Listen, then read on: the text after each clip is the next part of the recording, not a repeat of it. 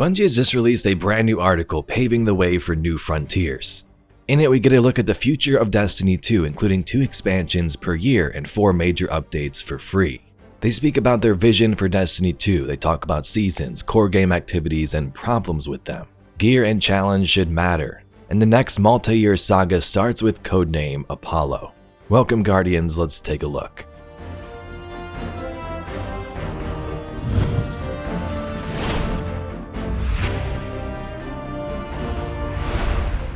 So this article starts by Bungie talking about the first 10 years of Destiny. Today actually is September 9th when Destiny came out in 2014, the 10-year anniversary. They say they closed a door with the final shape, but they're opening a new one. A weird and exciting one that takes Destiny to places it's never been before. Here's a look at the plan for codename Frontiers. In summer 2025, we'll get an expansion called Apollo, and in winter 2025, another expansion called Behemoth. Next to that, in summer, fall, winter, and spring of 2026, we'll get 4 major updates for free. Bungie says their goal is to be more transparent in their communication with the players. This means sharing their work more frequently, even if you see the mistakes and false starts along the way. So please remember that the roadmap and plans are subject to change as they dive deeper into development. Now this is super important given how the game's been kind of struggling as of late. Bungie needs to show us what the future is going to look like and what players can expect from these changes. Just under that, there's a section called Dev Insight Deep Dives, where it takes you to 3 other articles: core game activities, core game rewards, and the portal. The core game is Destiny's always available ritual activity offering, ranging from strikes to crucible to events. Going forward, an even wider range of core game activities will provide more variety, deeper mastery, and better rewards through the introduction of challenge customization. As a result of past activities, the ritual game quickly became stale and was exhausted of worthwhile rewards, and any further pursuit required a pretty deep knowledge of Destiny or online games to find worthwhile rewards in older activities. The solution is the core game activity offering and the portal. The core game activities are those offered from the new portal screen, and together are a selection of several dozen new and updated activities that tie into the current seasonal theme and gameplay meta. This selection screen is updated every major update and includes the current expansion and any running events. All of the PvE activities will now support a robust challenge customization, exposed as new options alongside selecting the difficulty. Here's an example with the Glassway, allowing you to pick the difficulty, gameplay, enemy ranks. It looks like certain modifiers, and maybe that changes your reward output. These modifiers may introduce new enemy combatant abilities to increase their threat, introduce new combat challenges that change how you play, provide incentives for changing up your build crafting, and raise the power target for the activity, globally increasing its difficulty. All core game activities will support reward rating, which is a combined team and personal score that determines the amount and quality of rewards obtained at the end of the activity. A reward rating is increased by playing an activity at a higher base difficulty, applying challenge modifiers which now have individual bonuses to reward rating, and having personal bonuses from sources like power, artifacts, or buffs. It goes more in depth on that system, but know that this won't be implemented in the Crucible. They're working through some options like factoring and matchmaking ratings or leveraging existing progressions, but each of those presents their own unique challenges, so there's more to come on that. The next article they link to is Core Game Rewards. The TLDR is weapons and armor will be available in a deeper range of quality across a wider range of activities.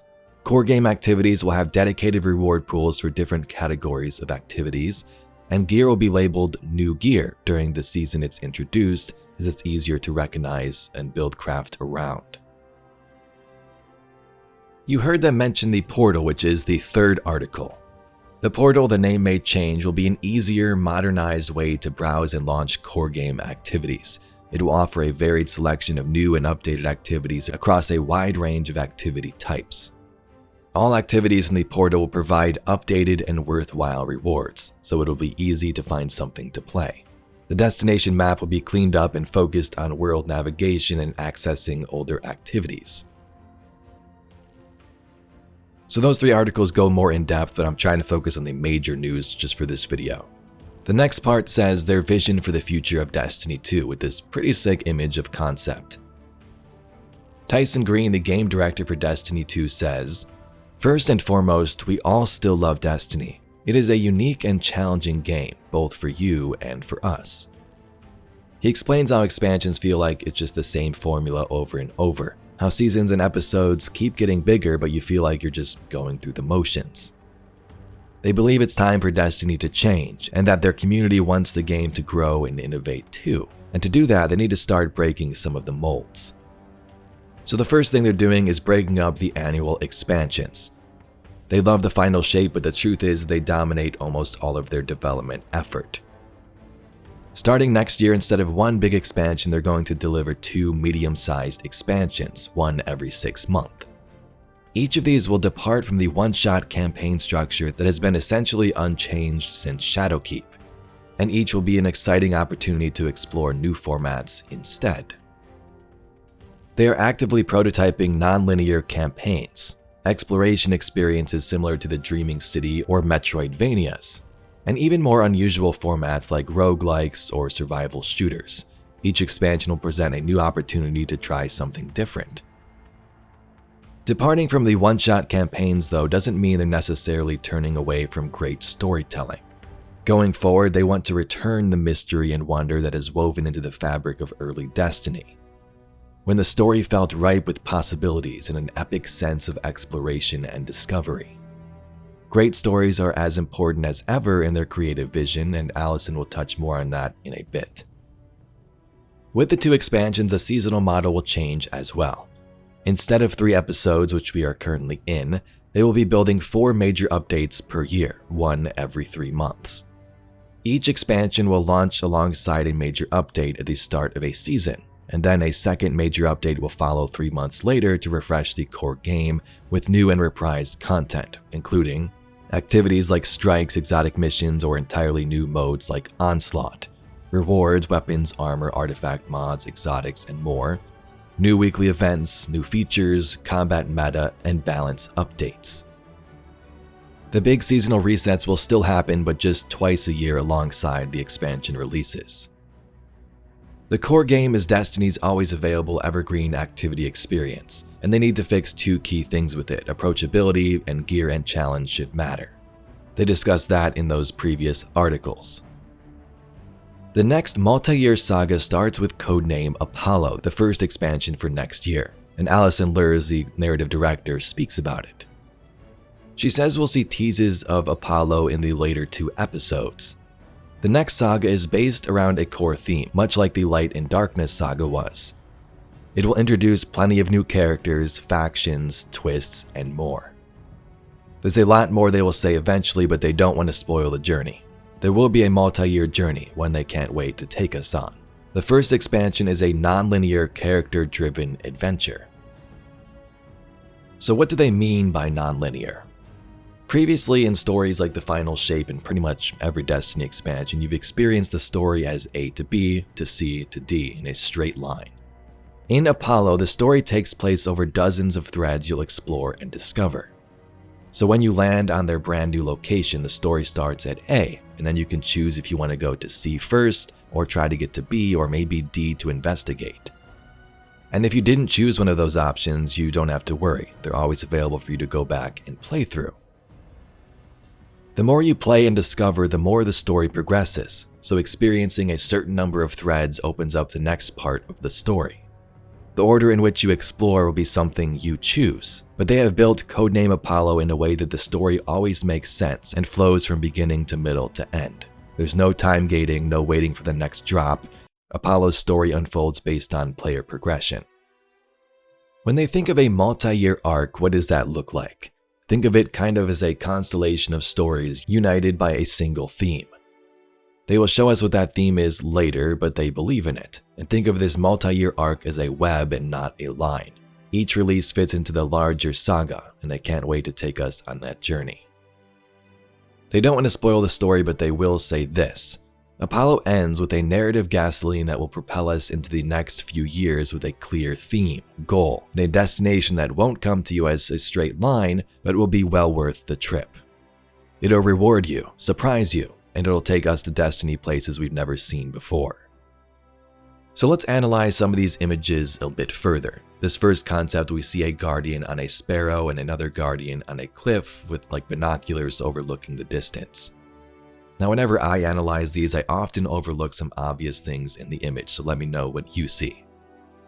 To me personally, these things on the right kind of look like servitors, but I can't tell, and in the background on the left we see a ship, which could be the helm.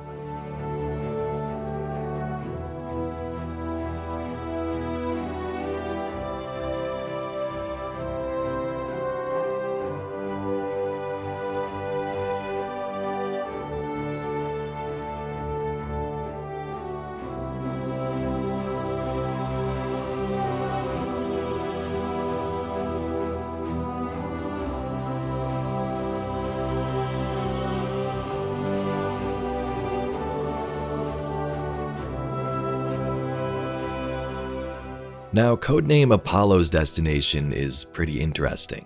We see these strange objects floating on the right side, which kind of remind me of some like alien drone looking things, and crashed ships in the background. The land looks barren and the skies are tinted pink. Same thing with Concept 2, the same drone looking objects with a strange symbol on them with crashed ships. In the distance we see there are some moons around this planet. So these are concepts that could have been just really early concepts, but what do you think this could be? They do say they're introducing new stories, obviously, and characters, so I hope this is some new alien race or something else we encounter beyond Sol. I think we're all getting tired of the same old storylines with, say, Osiris and Saint. Osiris has been in pretty much every season for the last couple of years. So with that being said, Guardians, that's the end of this first update. Instead of one large expansion that Bungie has been pouring all their development efforts into, they're branching out to new things. 2 medium-sized expansions and 4 updates per year. The first one begins next summer with codename Apollo, which will take us to a new destination. And instead of the same old linear storytelling, it'll branch out into more open-world varieties, allowing the player's exploration and discovery to fuel their story and journey. If you'd like to see some more Destiny news, lore, and mysteries like this video, please be sure to subscribe to the channel. I thank you very much for watching, and I'll catch you all in the next video.